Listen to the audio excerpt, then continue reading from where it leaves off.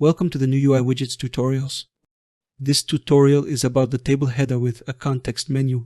Starting with version 1.18.0, it is possible to automatically create a context menu for enabling and disabling table columns. You should enable the Fill Context Menu option to make it work and add a context menu component with a specified template to the table header.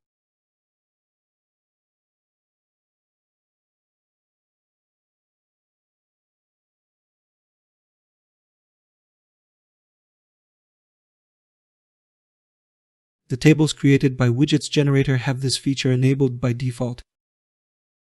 Menu item names are taken from the text in the header cell. Or you can use the Context Menu Names option to set your preferred names.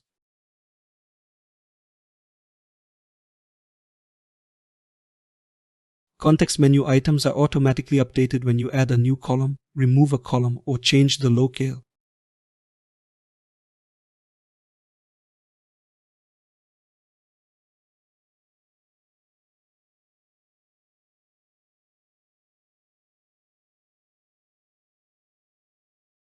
That's all. Thanks for watching.